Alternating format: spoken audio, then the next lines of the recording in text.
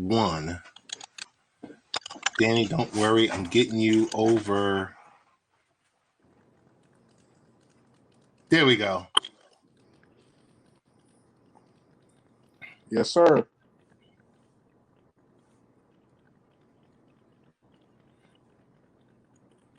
Nah, I like this one. The one with the 3-point conversion T-shirt. How do I get one? I mean, this is Ted Hicks from Late I Night mean, Parents. Ways to follow the show, latenightparents.com. And we are here, none other than the great Danny Thompson from Around the Association, 3-point conversion. I knew him originally from Full Court Press and Barbershop Sports. And he's with your favorite, all your favorite organizations. He's either written, he's either spoken, been behind the camera, in front of the camera. Danny, how you doing?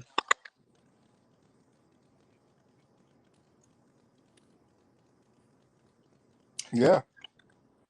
Yeah. Danny, how are you doing? How are you dealing? How are you dealing with COVID? I'm glad that I'm vaccinated. I'm glad that, we're getting back to normal. You're starting to see journalists back at press conferences inside of actual arenas. So it's making me excited for the upcoming season coming up. But we still got one more series left to go. And ironically, it's the big one. So I'm excited to get back into the real world of things, but I'm super excited about tomorrow night's finals. Hey, and just want to acknowledge the chat room.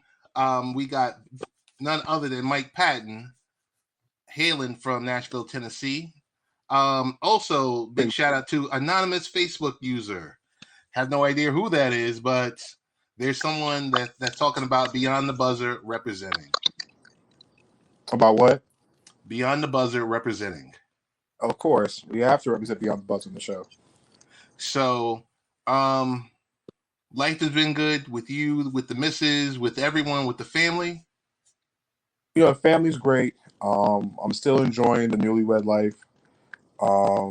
It's been an adjustment, but it's been a beautiful adjustment, and I can't complain. And life is good. Closer to New York than I ever have been. So we're getting there. Little baby steps. Baby steps, man. Baby steps. So definitely one of these weekends we'll meet up in DC. Hey, I'm getting a little bit of noise, so I'm going to restart the graphic server. Okay. Because I'm getting a lot of noise. Well, did it slow down a little bit? I think it did. Okay. So before we get started with NBA, tell me about the 3-point conversion. I mean, it's a site, where fans matter. Started by my good friend. If I go by his government name, he's going to throw something at me. My main man, Mr. Controversy, Raphael Haynes, started this. Oh man, I want to say it was about maybe 4 or 5 years ago, just as a simple podcast, and now it's turned into a media organization where not only do we cover things as far as the NBA, the WNBA, the NFL. There's talk shows involved in the network now. There's a website. There are writers from all across the place, and an outstanding team of men and women on a team that is just all about just trying to produce the best content possible. And that's where I do my senior NBA writing for nowadays. So I enjoy it. I can't complain. It's a beautiful thing, and I have to represent because I got the shirt on tonight. Gotcha. Hey, for those in the comment field, some people call them cheap seats, but I'm like, you are a part of this broadcast also. If there's any noise, if the audio is clear, can you give me a thumbs up? And if you're hearing distortion or anything similar to that, could you let me know? And Precious Sherrod is in the building with hey, Precious, how you doing? The first lady of Around Association, and the Thompson household. Yeah, that's Mrs. Thompson. Okay, so before we NBA finals will be the last thing we talk about. Tell me about this drama with this audio with Rachel Nichols and talking about Maria Taylor, and she's got her contract coming up, and all of this back and forth. And Rachel Nichols was talking to someone from LeBron James's team, not the Lakers, his own personal LBJ team. What's the deal with that? It's disappointing. It's disappointing because you don't want to discredit anybody's talent. And for those who've watched or even know Maria Taylor, I don't know her personally, but just knowing the people that know her and just watching her talent, ESPN knows how talented she is. Right. I mean, she in less than 2 years has not only become the face of the college football side of things, everything NCAA, she's now become the face of the NBA. You know, no offense to the jump, but countdown's a better show than the jump, in my opinion. No offense, but I love College Game Day, where she's in the style of College Game Day, and her rise to stardom has been great. And it's just real sad to see that somebody in her shoes that is being quote unquote replaced is having those things to say and discrediting what Maria has done, the work she's put in, the hard work she's put in. You know, no one knows how how hard it is, Ted, to go from one genre to the next and be able to do it effortlessly. It's hard. You know, Ted, that's like, in your case, because you talk about parenting, but that's switching over and going into tech and then going into sports and going into something else. Maria transitions to each sport phenomenally, and she does it with a style and grace. And it's sad to see how female journalists already have it bad enough as it is. But it's just sad to see another journalist try to take down one of their own, especially a woman of color, and saying that she didn't get the job because of her talent. She got the job because it's Black Lives Matter and because it's a racial motivated move. That's just really a cheap shot and discrediting the hard work that Maria has put in. So but I stand Danny, behind Maria 100%.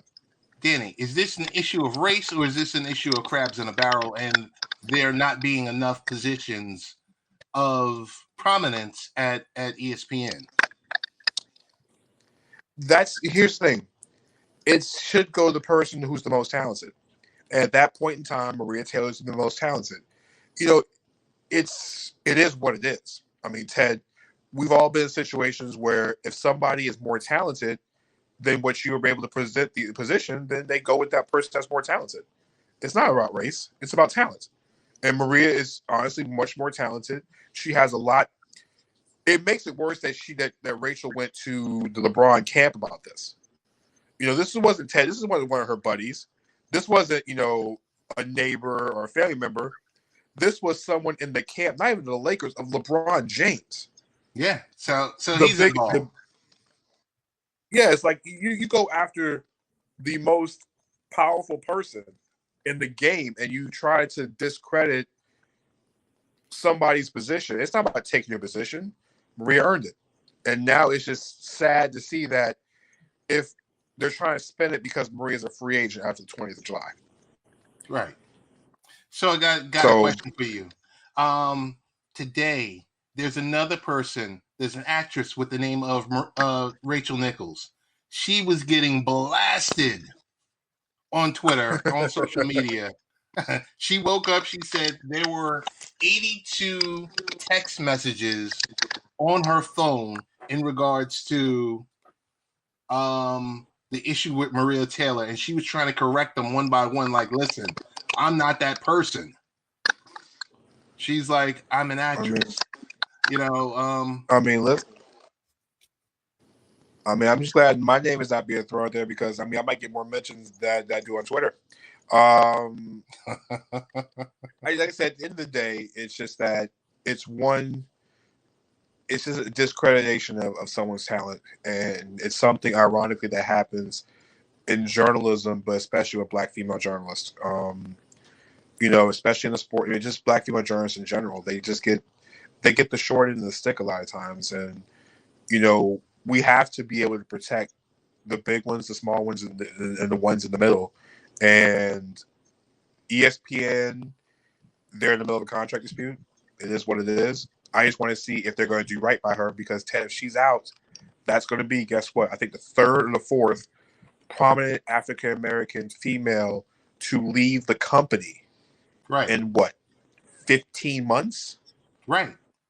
I mean, Right. we're talking Jamel Hill, we're talking Josina Anderson. I think Carrie Champion's gone too. Carrie So Champion is gone. She's on Vice TV. yeah, so it's like Hey, you drop. big shout out to Big Mike. Big Mike from Cope's Corner. Hey, we can't Yeah, it's wait like for your show to come on, your MMA show, so you can help us win some money. it's Much just love to you. it's really a bad shot, and then seeing, you know, people try to defend the situation and it doesn't sound right. And I understand that you work with the person, but you know, it's, you got to protect home first and foremost. And sometimes some people don't protect home. That's all I have to say about that. Hey, Danny, I had the pleasure many years ago attending a NSB, National Association of Black Journalists, and I'm a blogger, but we got to make sure, following what Mike Patton's lead, protect Black women reporters and journalists all together. Can we talk about the tomfoolery with Stephen Jackson? I mean, you know it's bad when Meta World Peace pulls off your big three team, what, 72 hours for the first game? He ain't pull off because no injury. Listen, I get, like I said, Stephen Jackson has his platform. Stephen Jackson is no longer with ESPN, so he can say what he wants to when he wants to. He has his own thoughts and opinions, and I have my own thoughts and opinions about that situation. And listen, you're going to defend your friend regardless. And Ted, we've seen celebrities defending their friends this week in all other platforms. Of course. Whether it's right or wrong. Right. But, I mean, I guess you protect your friend in the situation, but not to acknowledge the fact of what happened, I think is really, it burns me on that one. But it is what it is. The last word on this. I didn't hear from it. Mike Patton might have heard. He appears to have heard from it. Did you hear Rachel Nichols' apology? You mean the apology that lasted? The apology that lasted longer than Giannis's free throw attempts? Yeah, I saw all 23 seconds of it. All right, let's move on. Exactly. Ted, the one last thing. That moving on took longer than the apology. Maria Taylor, does she deserve Stephen A. Smith money? Yes or no? You have the final word. How many people have an MVP vote and a Heisman Trophy vote at the same time? You've answered it. Next topic. Let's go NIL. What's happening with that? Listen, you have college kids allowing to make money off themselves. Hallelujah. It's about time. You know, NIL, for those who don't know, is kids who go to college can actually make money off the likenesses.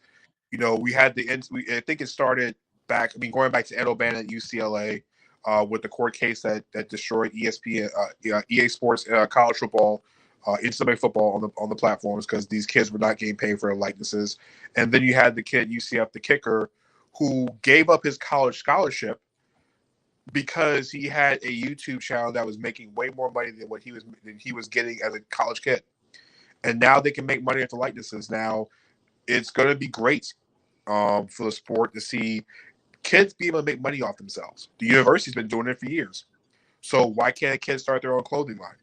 I really want to see how far this goes because we saw Master P's son get a $2 or $3 million contract from a tech firm before he played one game at Tennessee State. So, you know, I can only imagine when we get to the guys like, I don't know, Bronny James or Mikey Williams on the basketball side, and what happens with those now because they can make money off themselves before they touch 1 second.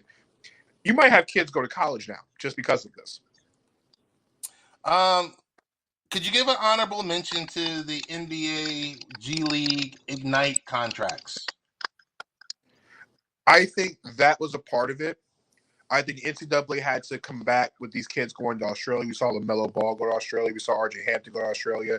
And if you want to go back to the pioneer of things, even Brandon Jennings when he went to Italy. Way back in the dark ages, it seems like. You know, you have these foreign leagues willing to pay the talent. You have the G League willing to pay the talent. You have the overtime league that's giving high school kids now, juniors, $1 million to play 2 years for overtime. Right. NCAA's got to have some kind of way for these kids to be able to go to college. And you know what, Ted, I'll be honest with you. I think this evens the playing field for the smaller schools. Because the question is, you always say, well, I don't get no exposure. Ted, can you imagine if one of these kids who has a high following goes to an HBCU, for example? That social media platform can not only help that university, but the kids making money off themselves anyways. So it's a win-win situation for the small schools because now, Ted, it makes the playing field even to everybody. Like, you don't have to go to North Carolina or Duke to be a known national prospect now. You can go to a Tennessee State. You can go to a North Carolina A&T. You can go to a North Carolina Central. You can go to a Hampton or Norfolk State. You can go, to Florida A&M or Bethune-Cookman. These smaller schools that don't get the prep, because guess what? I don't need their exposure because I have my own. So, hey, I want to present something on the screen. A question from anonymous Facebook user. Let's see if it allows me. It says, do you think this will help enrollment in HBCUs now since the big colleges always did it? I think it will help. I think we'll have more kids to shy away from playing professional ball for a year or two because they can start their own brands. Ted, there's nothing better than when we were growing up in the 90s. Well, I'm sorry, me growing up in the 90s, you growing up in the 40s. But there was nothing better, Ted, than watching kids go to college. Hey, I have to. There's nothing better than watching, guys go to college for long term. Before they got to the NBA, Ted, we knew who the Fab Five were. Right. You knew who Grant Hill was. You knew Christian Laettner was. Ted, can you imagine if Shaquille O'Neal would have had this in college at LSU, or Chris Jackson, Lethal Weapon 3, but people know them because they went to college.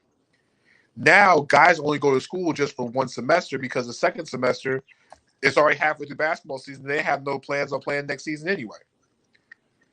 So I think you can start seeing higher enrollment. You might see guys even stay longer because guess what? I can build my brand, Ted, and play and make money and not lose out on it. Hey, to go ride a bench because I got to go take care of my family. Right. Hey, I do want to mention Mike Patton mentions briefly Mikey Williams might just attend Tennessee State. They are on his list. Also, Nashville native Brandon Miller, top 20 player in the nation, is considering staying at home and going to Tennessee State also. On the Mikey Williams front, yeah, he's considering Tennessee State. His mother graduated from Hampton as a softball player. So if any HBCU has got the inside, it'd probably either be Hampton or North Carolina Central because Lavelle Moten is very close with Mikey Williams in a different type of in a very interesting way. So I would look at those two schools. But yeah, Tennessee State and Coach Brian Penny, Coach Penny down there, they have him on his list. But I think if any HBCUs on that target list, it's Hampton because mom graduated from there.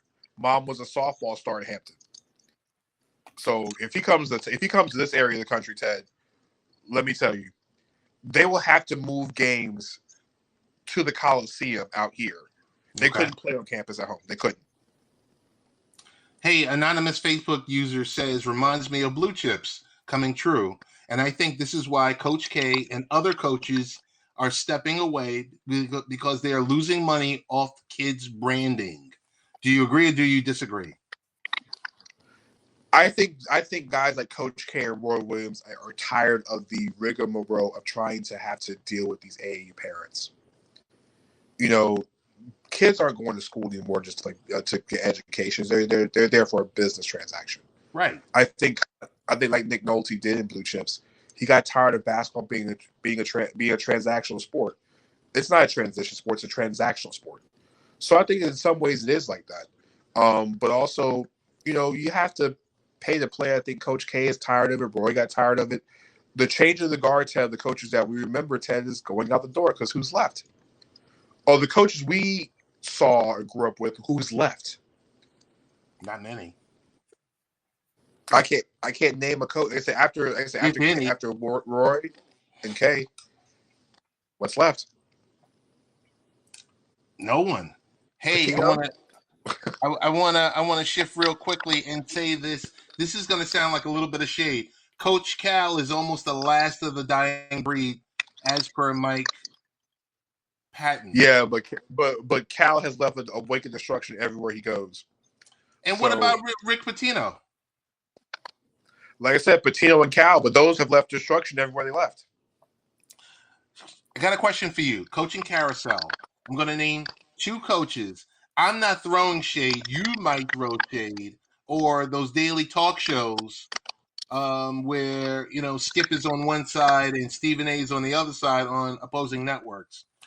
Do you have a problem with Chauncey Billups and Jason Kidd getting those prospective positions with the Trailblazers and with the Mavericks? I mean, I'm all for first time head coaches and giving it an opportunity. So as far as Chauncey goes, I don't have the issue with Chauncey getting a head coaching job, but Jason Kidd has never impressed me. He didn't impress me in Milwaukee. He didn't impress me. He did a good job in Brooklyn, but he didn't impress me in Milwaukee. I know it's been a long time, but there are still people and there's still coaches out there who deserve their first opportunity. And I'll be honest with you, even with Chauncey Billups, he was only assistant for a year. I promise you, Sam Cassell is on line 1 waiting for a job offer. Right. Jamal Mosley has been waiting for a job offer on line 2. So there are other people that, in my opinion, should have the opportunity to be a head coach in this league before Chauncey Billups. Did the Portland Trailblazers move forward because they were pushing against cancel culture, or what's what? Because I think Lawson and Hammond, their names were just mentioned, and were they just a soundbite? It's funny because after Chauncey was hired, you listen to Neil O'Shea saying that the reports came out that the owner, Jody Allen, which is Paul Allen's, his widow, wanted a woman head coach. If the owner wants a woman head coach, why did they pull the trigger? Right. I mean, and secondly, this can't be about Damian Lillard because Lillard's first choice was Jason Kidd, who didn't want the job. Right. Or they didn't want to hire Jason Kidd. So, listen, I'm tired. For me, I would love to see Becky Hammon as a head coach in the NBA. I think it's time. See this? I remember asking Rosalind Ross 5 years ago on this when it was just an audio podcast, if we were going to see Becky Hammon. And I just played that audio clip 2 days ago from 5 years ago. And I said, Becky Hammon, will we ever see her as a head coach? Danny, this was back when this was back when both of us had hair.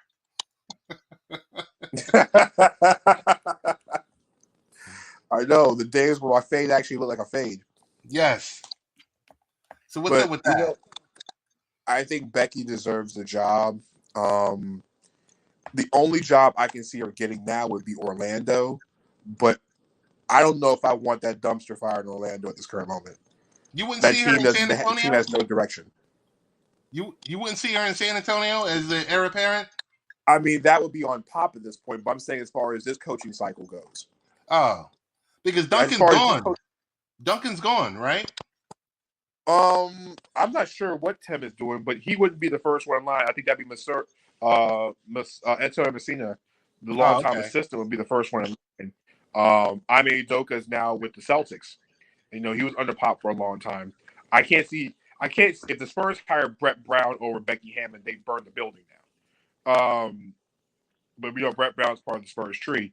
Right. I think if Becky, the only job, there's only 3 jobs left on this cycle. We're looking at Washington, New Orleans, Orlando. If I'm Becky, do I want the Orlando job and that place is a mess?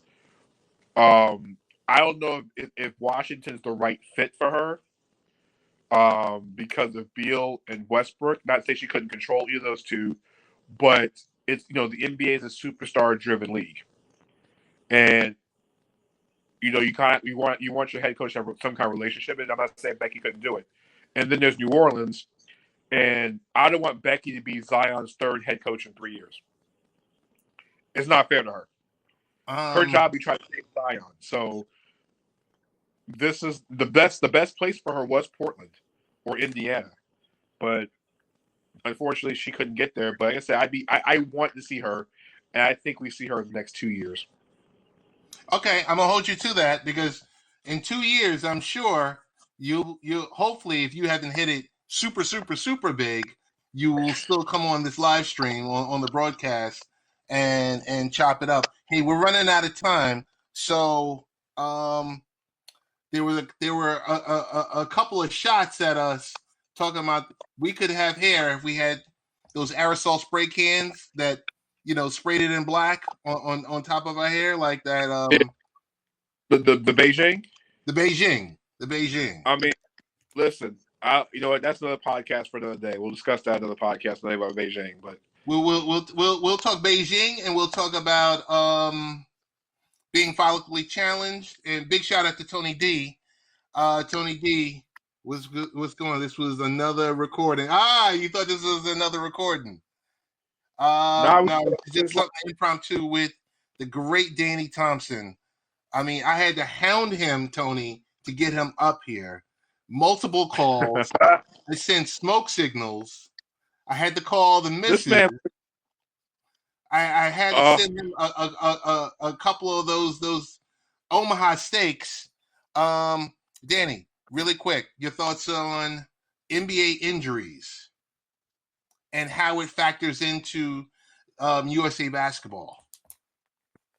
Well, with this year's crop of USA basketball, I think the condensed season of next year kind of took away from who's playing, but also these guys are tired. I mean, we've seen Ted, not 10 All-Stars at some point in time have missed one or more games in the playoffs. It's been a record for All-Stars missing games in a single playoff year. And we got Giannis, who's doubtful for game one of the finals. So I think injuries are taking a toll on a lot of these guys. I think even in the beginning of next season, with us having a short summer and a short offseason, guys have to look into that. And the other part of Team USA is what hurts Team USA the most is on the front line, everybody's a free agent. Everybody who has the ability to play on the front court is mostly a free agent. Do you honestly think that Jerry Colangelo really wanted to go Kevin Love? No, he didn't want to go Kevin Love. They had to go find Jeremy Grant because the available list of bigs, Ted, let's be honest. You have Julius Randle, who's waiting on his contract for the Knicks, John Collins, who's going to get paid by the Hawks, Jared Allen, who's going to get paid by, I think, Cleveland. Those three guys are already off your board. Mitchell Robinson's hurt. Miles Turner is hurt. So, Ted, that's 5 bigs already gone that you already have eligible. Zion wasn't going to play. So, what other bigs do you have? We had to go the Draymond Green route. We had to go the Bam Adebayo route. But who are we calling? I mean, we watch Andre Drummond's entire future of money just go down the toilet with his run with the Lakers. We call it DeMarcus Cousins, a guy that couldn't get off the bench for the majority of the playoffs. Hassan Whiteside, Ted, we can go on and on about the potential guys they could have called, but none of those were going to make a change to USA basketball. So we got to start getting these, start growing some big men in the laboratory because we got plenty of guards out there. Danny, who's going to opt out at the end of the season? Well, Chris Paul has already opted out. He left $44 million on the table with the Phoenix Suns, looking for a big contract extension. My good friend Kurt Heelan from NBC Sports had said yesterday, Chris Paul gets hurt by a rule that changed in the CBA. As you remember, the over 36 rule got changed to the over 38 rule. Right. Guys can't sign long-term contracts past 38. Chris Paul is now 36, going on 37 years old. So that 4-year deal that the Knicks could offer him, they can't do it. So I expect Chris Paul to opt out. But I think the Suns after this, if they let him go, would just be flat out asinine. I see him signing for $100 million for 3 years, kind of the Al Horford deal with the Okay. Suns. And Kawhi Leonard, another guy that everybody expected to opt out. I don't think he opts out now because we don't know what's wrong with his knee. The word is it could be an ACL injury. If it's an ACL injury, he's pretty much gone. So you might as well go ahead and collect that check because of his injury history and how he responds to injuries. There's no way he opts out in this market. He just has to wait till the following summer where everybody's got money. So tell me this much. Let's talk NBA Finals really quick. We're at the 30-minute mark, so I'm going to ask you keys to winning for the Bucks, keys to winning for the Suns, and who's your overall pick and how many games? Well, I think the overall fit for the Bucks is in this series. I think some of the things that you have to look at. Key number one is the health of Giannis. Just Giannis at this point. It's late. I think Giannis's health is. I think is the most important thing because if he's doubtful for game one and doesn't play, if the Bucks can somehow split on the road, I think that makes things easier for Giannis to return. I think you play him the same way that you did in the Atlanta series. If he sits out game one, you rest him, and if you win, you don't see him until game three, which will be Sunday night in Milwaukee. So with a Tuesday, Thursday, with game three on Sunday, you give Giannis almost an additional week to rest a hyperextended knee, which is a hard injury to come back from. So I will say this: there's two keys. If Giannis is playing, the most important thing is Giannis has to be able to get to the rim and wait for contact. I expect to see what Phoenix. I expect them to find ways to get Chris Middleton involved. I really think Drew Holiday is going to have to step up more on offense, and play a bigger role in the offensive end, kind of the same way he did against Trae Young and doing both ends. So I think the key player for the series will be the player Bobby Portis. If Portis gets off that bench and plays like he did against the Atlanta series, I think it will cause problems, especially for the Suns off the bench.